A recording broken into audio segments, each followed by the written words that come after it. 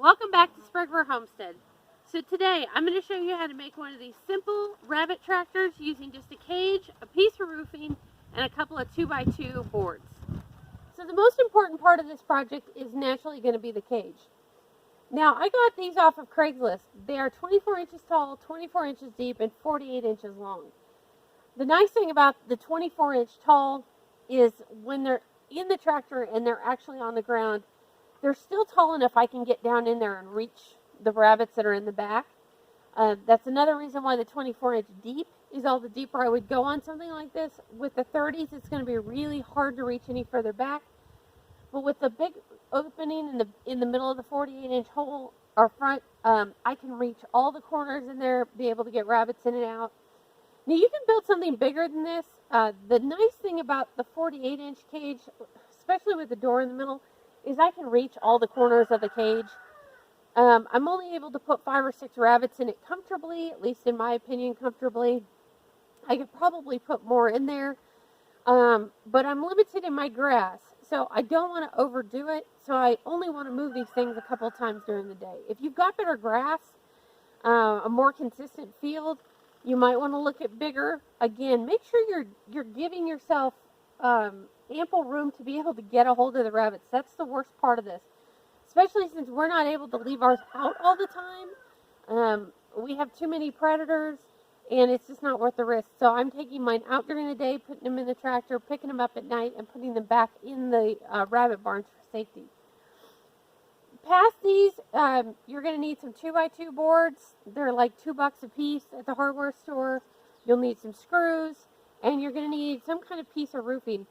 The nice thing about these 24-inch deep cages is most of your corrugated stuff that you get at like Home Depot is only about 24 or 26 inches wide.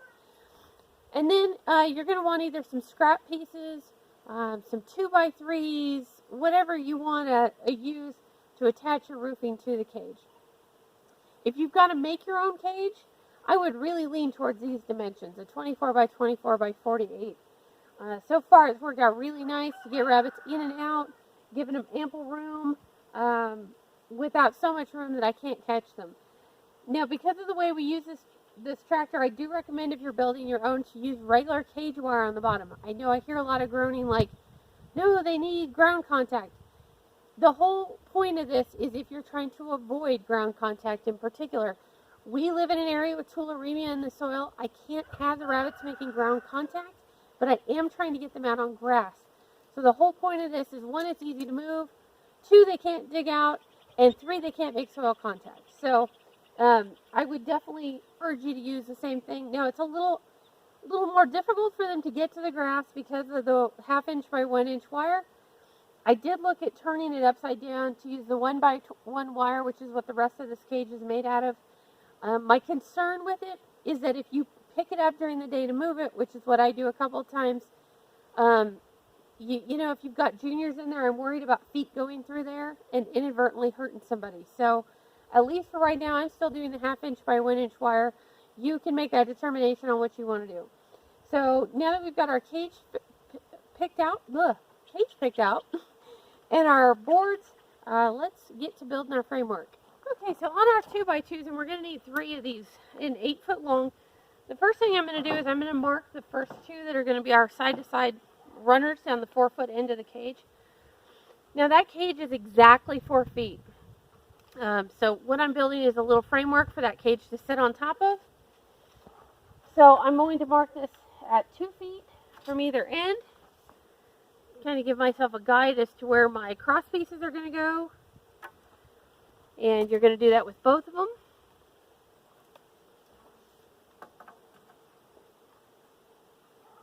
Okay.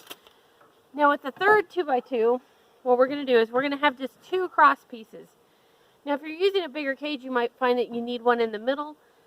With these, what I've noticed so far is if I support them well enough or screw them down well enough with screws on either side, it's keeping enough tension. Again, they've also got support bars in the middle of those bottom runs, so they've got enough support. If you notice a lot of sag in yours and you're trying to keep them off the ground like we are, you may have to add an extra support. But basically, because the cage is going to sit on top of these outside 2x2s, we need to take 3 inches off 1.5 for each side. So we're going to cut our pieces at 21. And then we're just going to cut two 21-inch pieces. 42. So that's going to give you like just over a 4-foot long piece of 2x2 left over. Now, you can save this to use for holding your roof down if you want. I actually tend to chuck mine into the pile to use for other projects. If you're building multiples of these, like if you're building two rabbit tractors, you'll just need 5 of these 2x2s altogether. 1 to cut your cross pieces, and then 2 for each of the runners on them. So, let's go ahead and cut this.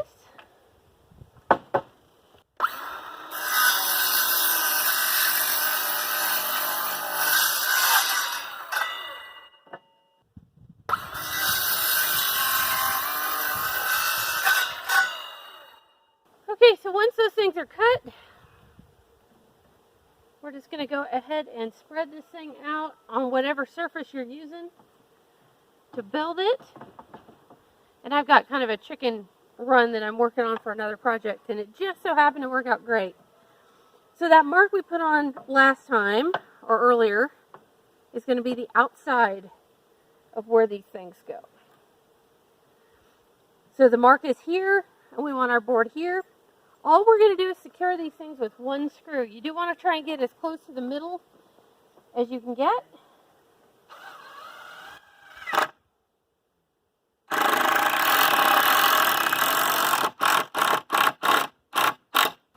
Okay, that is that side. Go ahead and put another screw on this side.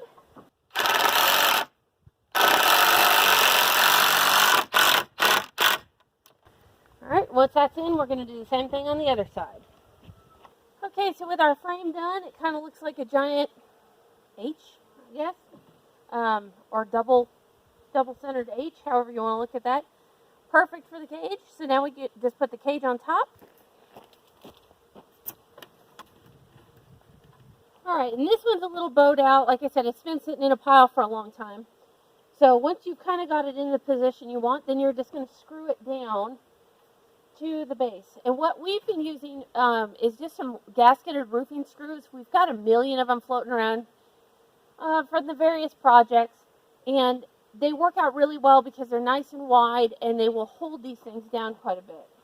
Now, when you're screwing it down, you really don't have to go crazy with it. We put in about 4 screws along the front, 3 or 4 in the back, and then at least 1 on the side on the support across. The whole point is that you're just trying to make sure that the cage is secure to the framework, just so the rabbits can't knock it off. And when you pick it up and move it, that way the cage doesn't fall off.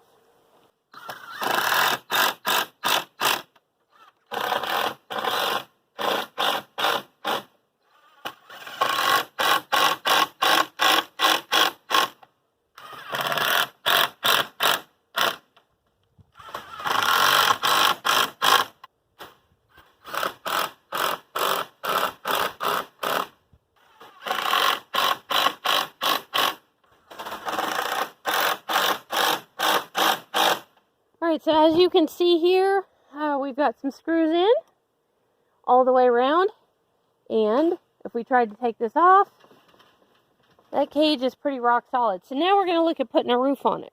Now for ours, I have a ton of little cutoff sheets of fiberglass that we've used for other projects, and a whole bunch of these are cut at just over 5 feet, and of course being 48 inches, what I want is a little bit of overhang just to give it as much shade as I can. So I'm just going to lay that on there and kind of center it up. Now you can use this about anything you want. A piece of plywood if you've got it, some tin if you've got that. The big thing is not too much overhang, just because that'll interfere when you pick these up to move it. But you want just enough to give it a little extra shade, and you want to make sure it's not too god-awfully heavy. So some plywood is fine, probably nothing too heavy, just because you do have to move these around. And if you've got kids or a lift restriction or anything like that, you want to make sure you know, make sure that your family or whoever's going to be moving these can still move them around, even with rabbits in it. Because like I said, you know, they'll go through the grass pretty quick. So you do have to kind of move them a couple times a day if you have time to. If nothing else, it's great just to have them out getting the fresh air. So with this on, now we need some supports to be able to actually screw that down and make sure that holds and doesn't come just flying off. Okay, so to hold my roof on, I'm actually using 2x3s cut to 23 inches. Now remember, my cage is 24. So this fits, gives me a little slack in there. And I'm using 3. So I'm going to use 1 at each side, 1 in the middle. And again, it's just to keep the roof from falling off. We're going to go ahead and secure it with our gasketed roofing screws.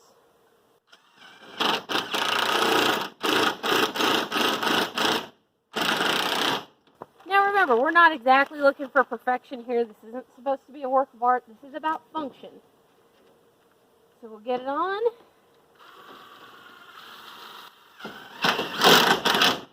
And with the fact that you'll probably have screws sticking out through the bottom, this is another nice reason to have it 24 inches tall, so you don't risk any rabbits jumping around and inadvertently hitting a screw.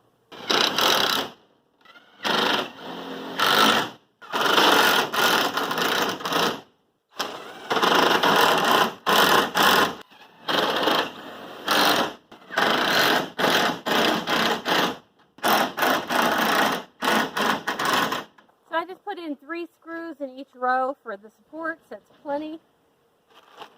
And that, boys and girls, is it. So with our tractor done, all that's left is to pick it up, move it where we want it, put a water bottle on it, and stick some rabbits in it.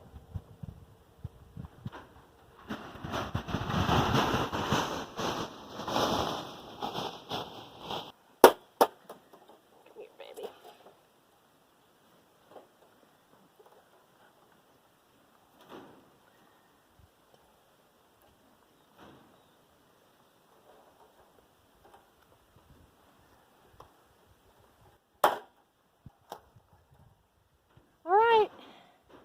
I do give mine a little hay because right now, of course, we don't have a whole lot of grass. But they are getting, as you can see, to eat whatever grass we can get through it. They got grass hay, they've got water, and I call that another project done. So if you have questions, leave them down below in the comments. I'd be happy to get back to you. That is it for today from Sprague Homestead on our really quick, really easy rabbit tractor. See you next time. Happy homesteading.